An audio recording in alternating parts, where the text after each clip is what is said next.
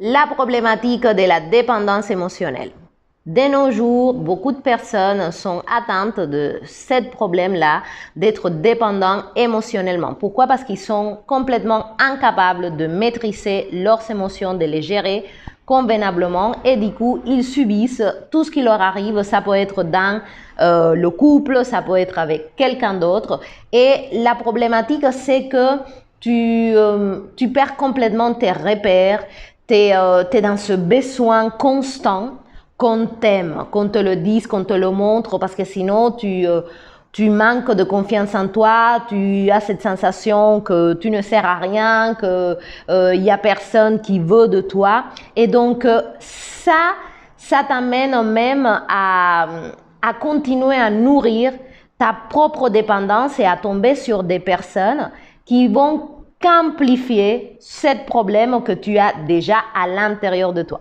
Donc, soyez les bienvenus sur Yoga Libre. Je suis Liliette, ta coach en développement personnel. Je t'aide à retrouver ton équilibre, ton intégrité au niveau physique, mental, émotionnel, financier pour que tu puisses avancer dans ta vie et ne pas être victime de la dépendance émotionnelle, d'être là tout le temps en train de pleurer comme une madeleine quand on te jette comme une vieille chaussette ou quand il y a une rupture, tu perds tous tes repères ou voilà, tout simplement, tu es dans cette espèce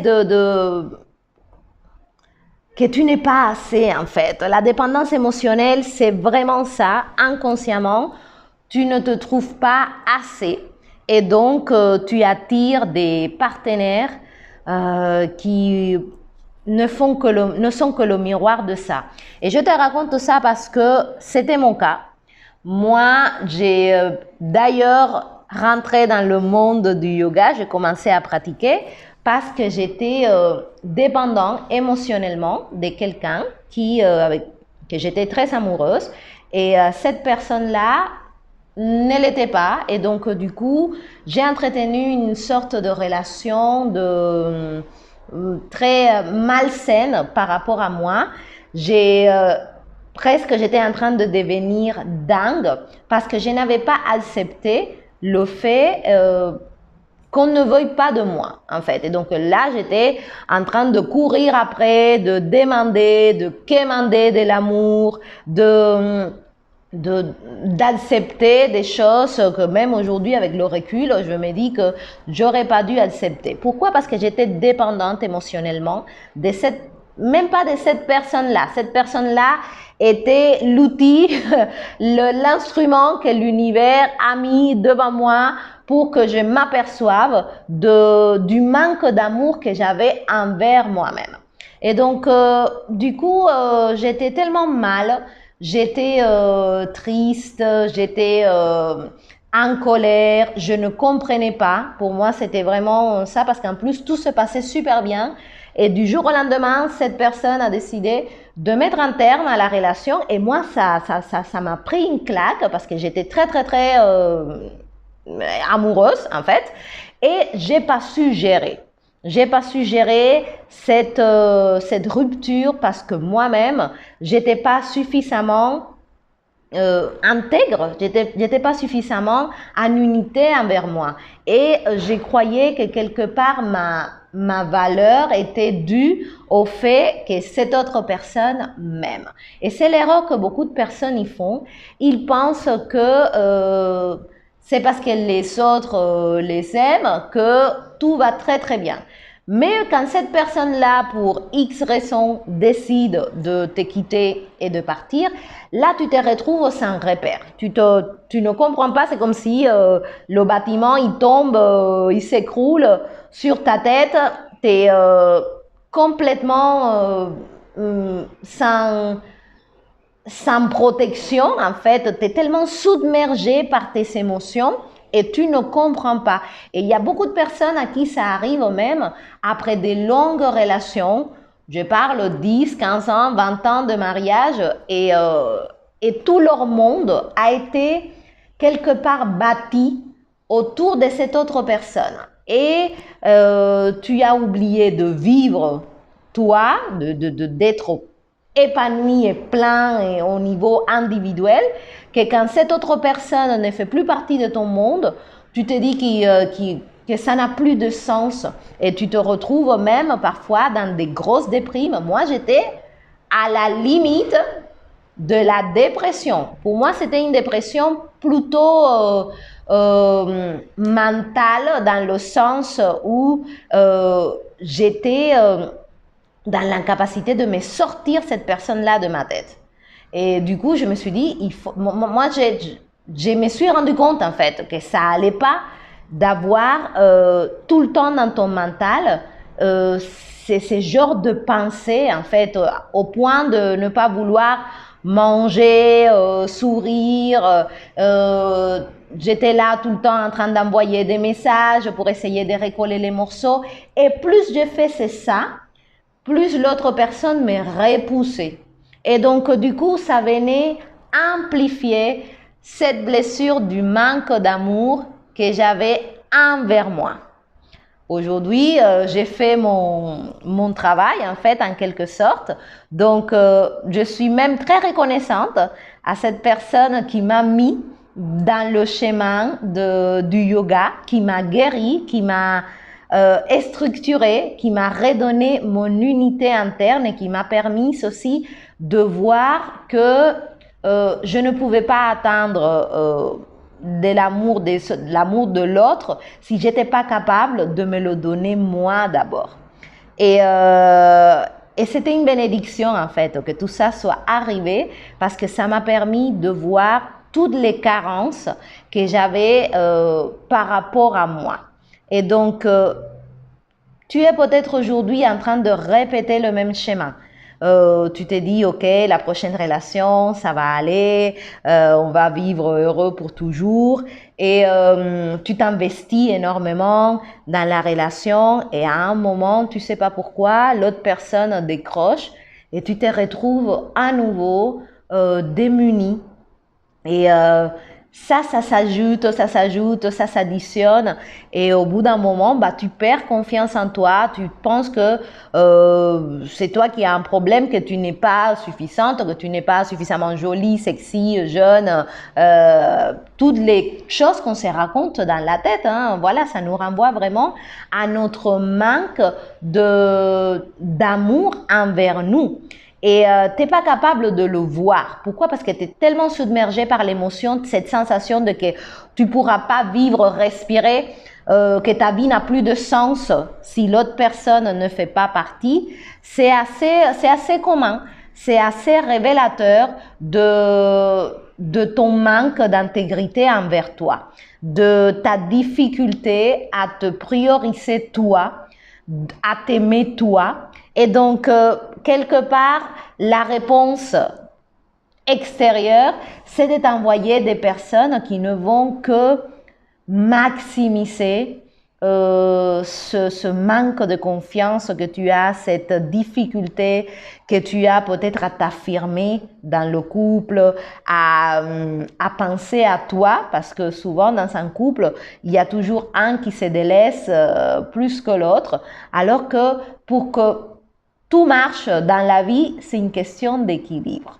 Voilà, tu peux pas être seulement centré dans ton nombril, mais tu peux pas non plus être seulement occupé dans le nombril de l'autre. Tu vois, il faut trouver ce juste milieu.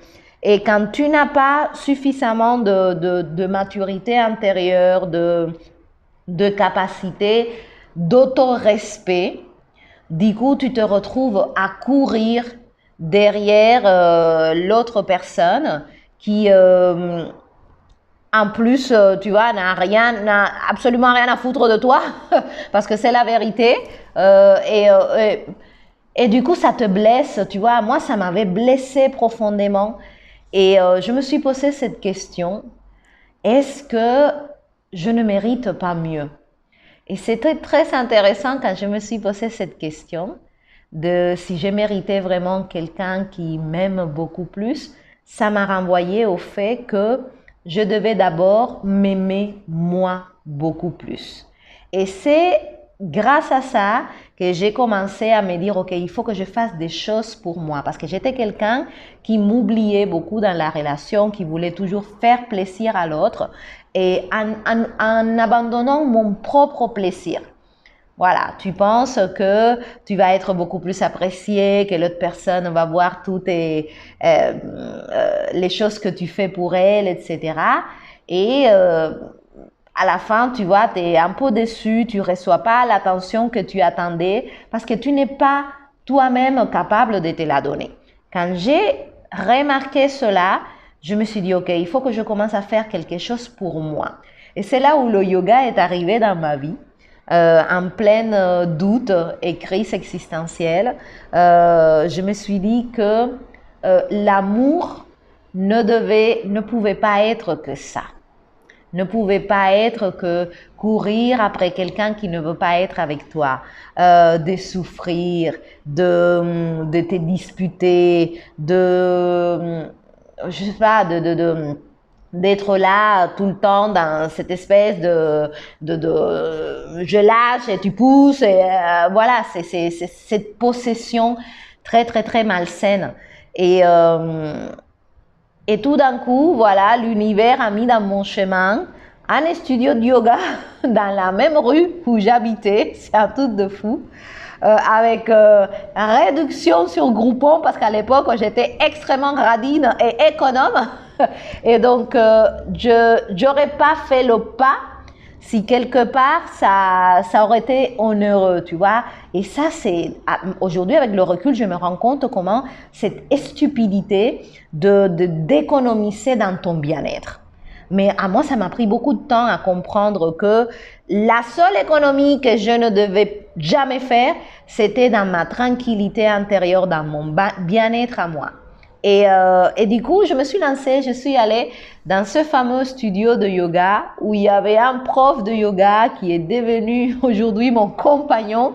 10 ans après, on est toujours ensemble et il m'a fait découvrir toute une autre perspective de la relation de couple. Je pensais que ça devait être tumultueux, les cris, la réconciliation, le drame.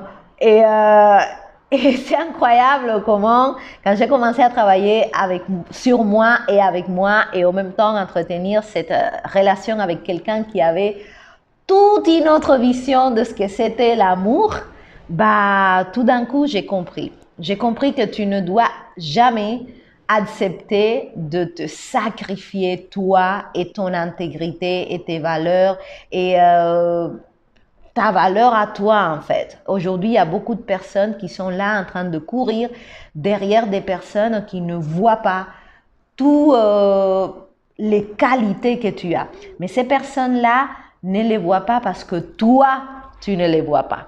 Et donc, tu crées cette espèce d'attache, en fait, de vibration, j'ai besoin qu'on me rassure, j'ai besoin qu'on me dise que je suis jolie, qu'on me dise que je veux passer toute ma vie avec toi, que tu es extraordinaire, que tu es solaire, incroyable, etc. Moi, c'était mon cas, en fait. Ma journée changeait quand j'avais ce genre de compliments. Aujourd'hui, tous ces genres de compliments, je me les donne à moi-même, en fait. Moi-même, je me dis devant le miroir, mais Liliette, t'es magnifique, extraordinaire, Pascal, il a beaucoup de chance de t'avoir dans sa vie, tu vois, mais il y a eu tout un chemin qui s'est passé. Et c'est ce chemin-là que je t'invite à faire pour que tu puisses expérimenter une relation de couple qui ne soit pas ni dans les larmes, ni dans la souffrance, ni dans le drame. On pense qu'être aimé, c'est ça. Mais plus j'avance dans le chemin et je me rends compte que véritablement être aimé, c'est être dans ta puissance, être centré, être libre, voilà, être tranquille à l'intérieur de toi, être en paix pour penser à toi d'abord et à ce qui est bien pour toi. Et si l'autre personne en face fait la même chose, bah, tout d'un coup, il y a une connexion extraordinaire qui se crée parce que de la même façon que toi, tu es bien, tu veux que la personne en face soit bien aussi. Ça, c'est quelque chose que Pascal m'a appris. Il me disait tout le temps, je ne peux pas te donner si je ne me donne pas moi-même. Et au départ, je ne comprenais pas. Il passait beaucoup de temps à s'occuper de lui, à travailler sur lui, à faire sa pratique de yoga, à être focus sur lui. Et une fois qu'il avait fait ça, ben, il était aux petits soins pour moi et tu vois, il devinait carrément mes pensées. Un truc, c'est un truc de fou. Hein? Vivre avec quelqu'un où tu n'as même pas besoin de dire ce que la personne en face a deviné. Tu vois, il était à ce point-là super intuitif. Mais pourquoi est-ce qu'il était comme ça? Parce qu'il avait pris, parce qu'il était sa priorité, en fait. Et si tu veux donner à la personne qui partage ta vie, il faut d'abord que tu te donnes. Parce qu'avec une coupe vide, bah, t'as rien à donner en fait. Et la dépendance émotionnelle vient nous rappeler que nous devons d'abord nous construire en tant qu'individu, nous sentir dans notre puissance intérieure afin d'attirer quelqu'un qui ne va faire qu'amplifier cette puissance que tu as déjà à l'intérieur de toi. Parce que sinon, qu'est-ce qui se passe? Tu attires des gens qui vont te renvoyer ton manque de confiance, tes doutes, tes peurs, ou quelqu'un qui va pas te donner de l'attention parce que toi-même tu n'es pas capable de dire non, moi j'ai le droit dans cette relation d'exister en fait, d'être bien avec moi, de me respecter. Et si la personne en face décide que il veut pas être, il veut plus continuer la relation, je dois être suffisamment intègre pour me rendre compte que je ne mérite pas de dépenser mon énergie en quelqu'un qui n'est pas capable de m'aimer autant que moi je m'aime. C'est-à-dire, j'ai mis des années à arriver à tous ces raisonnements. Je remercie à nouveau beaucoup cette personne qui est un grand ami aujourd'hui, qui devait aussi faire son chemin, hein, mais qui quelque part est arrivé dans ma vie parce que j'étais pas bien, je voulais qu'on m'aime. C'est l'erreur que beaucoup de personnes font. Et donc, du coup, ils se retrouvent avec des personnes qui sont dans l'incapacité de t'aimer ou qui vont être toujours, ils vont t'aimer autant que tu t'aimes toi. Mais comme tu t'aimes pas, bah voilà, qu'est-ce que tu veux recevoir en face. Donc, ça nous ramène vraiment à cette réflexion que pour faire qu'un couple marche correctement, avant d'être un couple, tu es un individu qui doit savoir gérer ses émotions, son mental, être dans une énergie qui soit forte dans le sens ancré. Pour que tu ne sois plus en train d'attirer des mauvaises personnes à ta vie ou être complètement détruit quand quelqu'un te laisse, comme si tu n'étais pas suffisamment suffisante en fait pour tu vois, continuer ta vie et attirer quelqu'un de mieux à elle. Voilà, quand on s'accroche à rester avec quelqu'un qui ne nous donne pas la valeur qu'on pense avoir, qui nous maltraite, qui ne nous respecte pas, c'est parce qu'en nous, on a cette vibration. Et donc, jusqu'à ce que tu ne travailles pas dans cette vibration et que tu ne l'arranges pas, tu continues à attirer ces genres de personnes.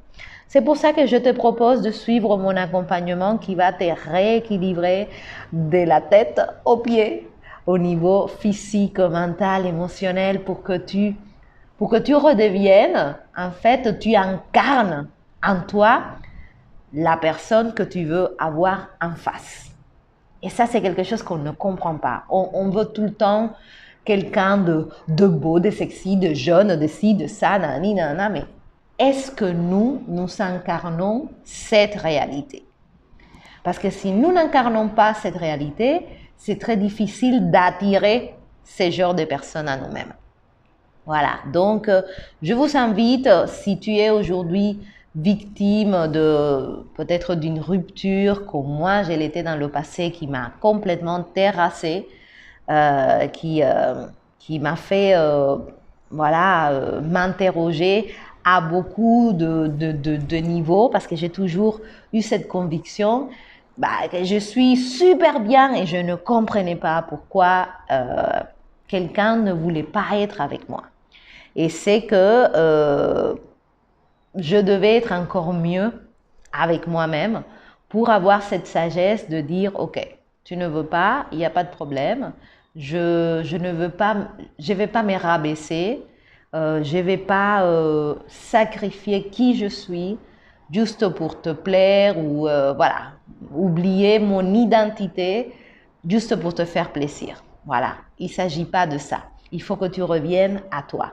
Si tu veux retrouver ta puissance intérieure afin de construire ce couple qui est solide, qui va durer sur le temps, où tu vas pouvoir vivre des journées sans dispute, sans prise de bec, sans drame, sans je t'aime moi non plus, et on revient, et on se sépare et ça recommence, et oui, je vais changer, mais finalement il n'y a rien qui change.